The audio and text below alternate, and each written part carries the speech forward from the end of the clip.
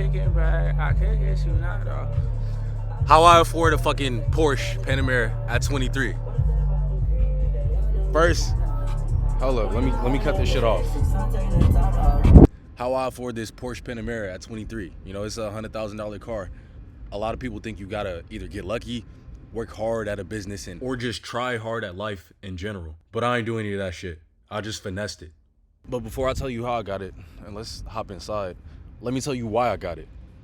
Number one, obviously, because I used to fucking dream about having cars like this. So that I get this shit because it has heated and cooled seats. And you can turn both on at the same time. Look at that. Yeah, did I get it because it's fast? Yeah. Because the speakers are great? Yeah. Because it has a dual sunroof. Not one sunroof, but two sunroofs? Yeah. What color is your second sunroof? Yes, I got it for all those reasons. But I really got it, and it's gonna sound like bullshit, but it's not. I really got it to inspire y'all.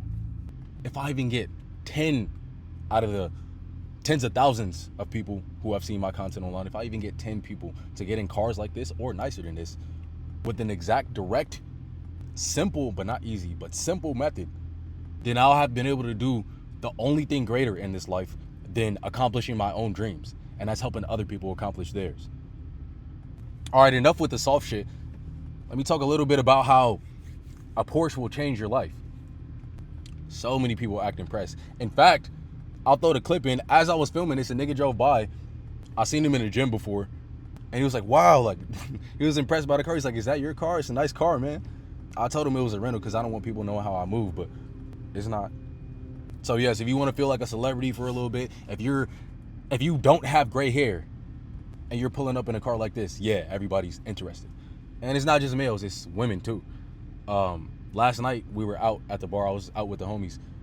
I literally had a girl try and take me from her friend. Like our friend was like already like flirting with me, and she just like out of nowhere like completely interrupted us and hug raped me. Like she hug raped me. She took the hug. She was like, she heard Porsche, she saw Porsche, and she was like, I need a hug now. If I was thinking with my dick or I valued vagina, I could have had a threesome. What she really, really wanted was to hug my dick with the back of her throat, but I don't move like that. Next way it's changed my life is because I hang out with individuals who also do risky shit for money. I know how to get a Huracan. I don't need one, and it's nothing really motivating me or pushing me to get one. But the homie seen this and he said, let's do Huracan. So we're gonna do Huracan. And I don't give a fuck who in the YouTube comments doesn't believe me. Listen, you probably go to college and listen to a broke ass college professor that drives a goddamn Honda. So I for those who doubt, it really doesn't matter. But yes, in a few months, 3 to 6, you are going to see me having someone else with my sauce pull up in Huracan. I'm not gonna say Cullinan, we can't. It works best in the under 200 range, but Huracan for sure. Last way that has notably changed my life is everyone wants to network now. I know for a fact people who have more money than me, like I know his bank account and I know it's bigger than mine. I have a good amount of money, but because I drive a nicer car, it inherently, subconsciously makes them respect you. It makes them want to ask you what you do for a living, how you got that car, etc., etc. So how did I get it? So I'm gonna tell you how I got this car. I took a loan on it. Well, anybody can take a loan. No, you can't. You don't have immaculate credit and you don't know the right funding institutions to go to. But even if anyone could take a loan, that doesn't mean it's stupid. When you say anyone could take a loan, you're implying that, oh yeah, if I was dumb as fuck and got a car I couldn't afford, I could take a loan out too.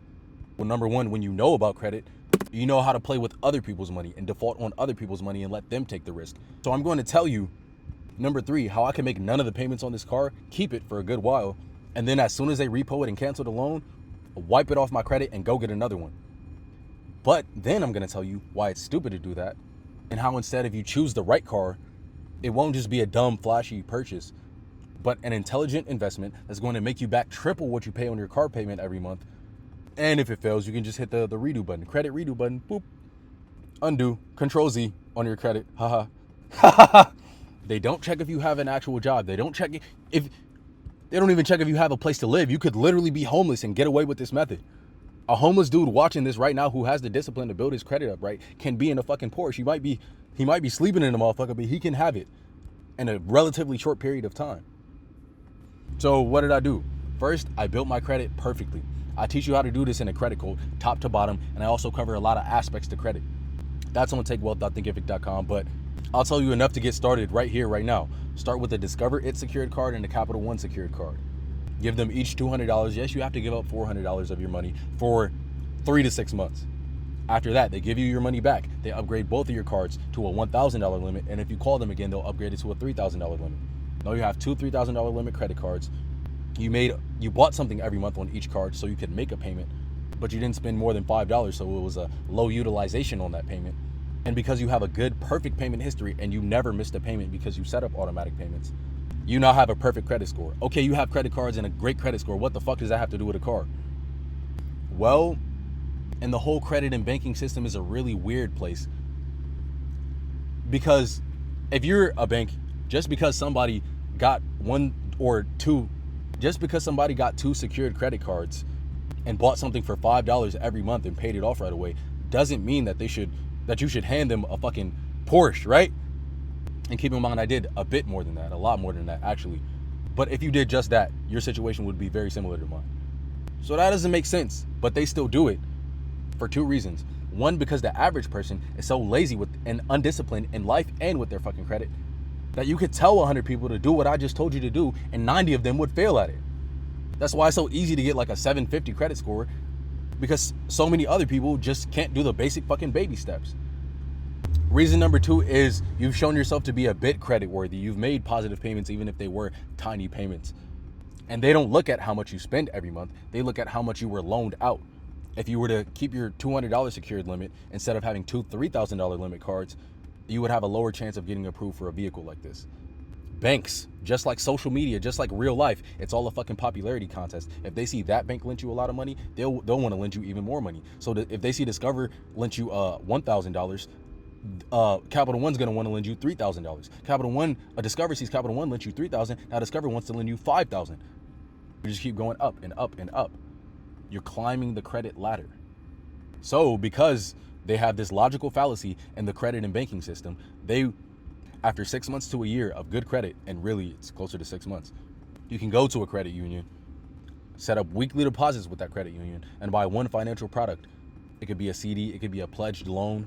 And as long as you tell them you're making enough money to be able to afford that monthly payment, ideally you want that monthly payment to be less than 1/5 of your total monthly income to guarantee approval for the loan.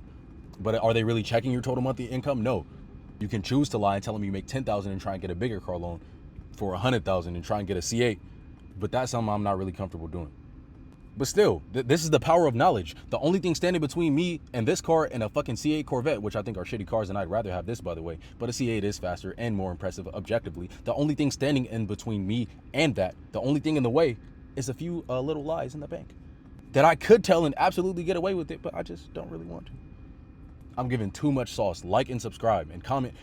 Comment if you feel like I'm giving sauce, or if you feel like I'm not giving enough sauce, comment that so I can try and up it more. But I feel like I'm really giving great game right now. Now you understand that these credit unions will throw you money. Why though? Well, why would they give a loan to a dude who they don't even know if he's homeless or not? Well, number one, they need customers. They offer a lot of financial products and approve a lot of people who shouldn't be getting approved because that's their job. Their job as a bank is to loan money to as many people as possible. If they don't loan money out, they won't make money. Now, if you literally walked in as a homeless man with zero credit and you told them, hey, I'm homeless, I don't have a job, they obviously wouldn't approve you. But if you put in the tiniest bit of effort, they'll approve you because they need to approve as many people as possible. And that leads into reason number two why these banks are lending out so much money, these credit unions, is because they can afford to lose money. Most people don't look at the system and choose to finesse it. Most people look at the system and choose to follow it and go along like a fucking sheep. So it never occurred to them to, instead of taking a car loan because I need the bank and oh, thank you, oh, gracious bank, thank you, or oh, gracious credit union, thank you for this car loan. They never considered, oh, this lending institution is being a little loose with their money. Let me take advantage of this and take the risk on a business I want to start with this beautiful vehicle and set it up to where no matter how badly this goes wrong, even though if you know the Turo market and the rental car market in general, like I do, it won't go wrong. But if it did go wrong, it's the bank's responsibility to clean it up anyway.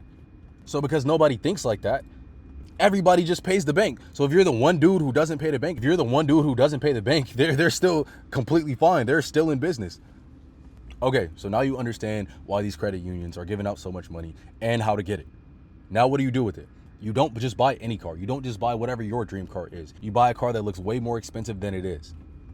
This is because expensive looking cars rent for a lot of money. This Panamera costs way less than the new Panamera, but it looks damn near exactly the same. What that means is people will pay a rental price for this car like it still is a $100,000 car. And I'm on my phone doing the math for this right now for the Panamera. $150 a day, which is what it rents for, times 14 days a month, it's $2,100. Times 0.7, because you only take home 70% of the Turo income, the other 30% goes to insurance. That's $1,470 a month. This car costs less than $470 a month for me. That whole $1,000 is profit. If I somehow miscalculated, which I didn't because I do aggressive research and learn the rental market top to bottom, I know what color rents the best and the next two colors that rent the best under that. But if I didn't and I fucked up and it only rented out half the time, divide that by 2, $735, I'd still be able to make my payment easy. I am coming out with a course called the Free Exotic Car Club where I actually go into detail for all these and give you a list of the best cars to rent and update it exactly. But that's not out yet. Pre-order it if you want to. Let's say you have a tough time figuring out one of the easiest businesses to make money in ever, the Turo rental business. Let's say you have a tough time figuring that out and you do fuck up. You can still wipe the whole loan off your credit report. I'll talk about 5 different ways to do this in the credit code, but I'm gonna give you one for free. Here's how I got T-Mobile to remove some debt. Now this debt actually was wrong, but when I got it removed, they didn't really verify that. I could have actually bought 10 phones in T-Mobile and ran off with those phones, and I would have got it knocked right off my credit report and still would have had that 10,000 from those 10 phones. Anyways, here's how I do it. So once you default on a loan, it's gonna go into what's called a charge-off, and then it's gonna go into what's called collections. That collections account is gonna appear on your credit report. There's a specific area on your credit report just for collections. And there's gonna be a debt collection agency who owns that debt. Yeah, it's not gonna be the bank themselves, the people who loaned you money. They don't even feel like going after the debt themselves. That's how much money they have and how little they care about it. They're gonna give it off to some other agency, and they sold it to them for probably 30 cents on a dollar. Meaning if it was a $100,000 loan, those people bought it for $30,000. And their whole business is to try and collect the whole 100,000 while they pay 30,000 and make 70,000 as the difference. Once it appears on your credit report, you're gonna see that collections agency. You call them and you tell them they have to prove that this debt is yours, which they do by law. And a lot of times they just don't have the documents to do that. Now going to them and denying that the debt is yours, I don't know if that's legal or not, but I know lots of people do it and get away with it. So you can just say someone took out a car loan in your name and do that. I wouldn't recommend that though. You can just stay in the legal gray zone where it's definitely not illegal, but also kind of fucked up. Where you didn't say it wasn't yours, but you just say they have to prove that it's yours. Either way, until they do, they have to remove it off your credit report. And that's exactly what they did for me. Just like with the banks, just like most people are never gonna consider using the bank to their personal advantage and they're just gonna pay off their loan like a good little boy. Most people who owe debt will just pay off their debt like a good little boy. And so for them to let the people who are gonna fight hard, just let them off, it makes more sense for them time-wise to just let you have it rather than fight you, because they have so many other easier people to pick on who won't fight. But there's a lot more in-depth credit removal strategies in the credit code. Going to the bureaus directly, right? Going to a different bureau. When I say bureaus, I mean the credit bureau, but going to a different bureau like the Consumer Financial Protection Bureau, you essentially snitching on the credit bureaus, you calling the cops on their ass to get them to act right and remove whatever bullshit you don't want on your credit off your credit. This is way deeper than a basic inquiry, and you can find out how to do a fucking basic inquiry on YouTube. You can search that up. But even better than that, the credit code has a free, absolutely free. This is the preview video to the credit code. You do not have to pay for this. Just go to takewealth.thinkific.com/cc. It shows you how to get 10 bands cash from the same institution that I got this car from. It's 10 bands right in your pocket. And the same situation applies as what applies with this car. You default on it, strike it off, and go right back to the same institution in a few months and they'll give you another loan. Don't do that on purpose. But if it happens, if it ends up happening, you have ways to get out of it. This shit is not gonna last for long. The economy is dropping. Slowly, but it's fucking dropping. Credit is starting to tighten up. Even the loosest banks are getting a bit tighter. Whether you take my free knowledge, whether you pay for something that clearly works and is clearly worth it and act on the paid knowledge, or whether you spend a bit of extra time, if you have it, to do the research yourself, just fucking take action. 90% of people are like Income Cam said, addicted to information and allergic to action. Do not be that. This is why I give people courses for free when I see they take action, because that's what I want more than anything. TakeWealth.thinkific.com. We got a lot in store. I love y'all. Take action.